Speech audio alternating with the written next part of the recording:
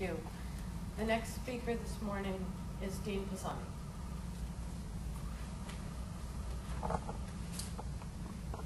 Thank you, Georgianne, and thank you to Intact America for inviting me here today. It is an honor to be here. I am I think a normal American. 10 years ago, I went through an experience that millions of Americans are going through right now, which is I was going to become a parent. And I started doing some research myself. We were in that group of parents that didn't want to know if we were going to have a girl or a boy and wanted to be surprised. So I was doing research across a lot of different information, books, and really the first time I actually got involved in the internet. Not a high-tech guy. The information I found was both sides I was reading. I really didn't have a lean either way, just wanted to educate myself. And I read everything. I read sort of both sides of the story and couldn't come up with a reason why I'd want to circumcise a boy if I had a boy, if we indeed had a boy. My wife is a registered nurse. She's a lot more comfortable with things in my medical community, and I went home and talked to her. She did her research. She said the same thing. She goes, I just don't see why we would do this if we had a boy.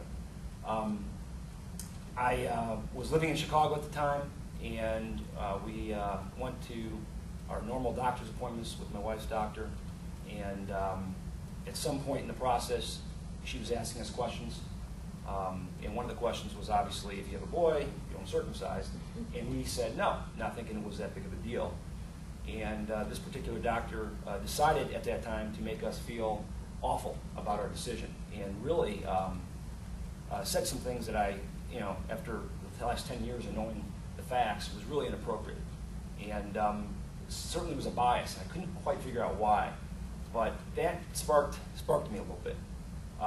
18 months later, we're in the same situation. We've moved out from Chicago. We're now living in the suburb of Chicago, and my wife is actually trying to select a new doctor. And same thing happens. We're going to this doctor for a couple months, get to the questions again, and this time, this particular doctor was offensive to where I, being a hot-headed Italian, got into it with her a little bit. and my point was is that there's a lot of people like me that are very insecure when you walk into a medical environment because you don't know anything.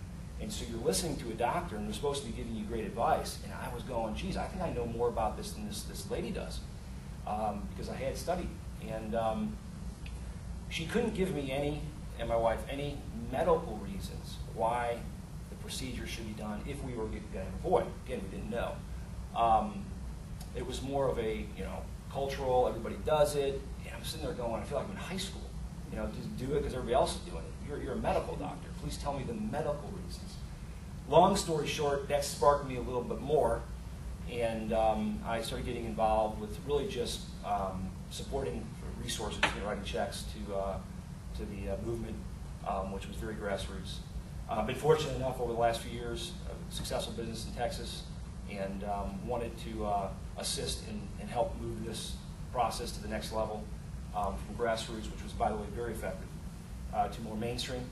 And with Intact America, that was the opportunity. And so it's a pleasure, actually, to make the donation. And I appreciate everything that Intact America is doing. Thank you.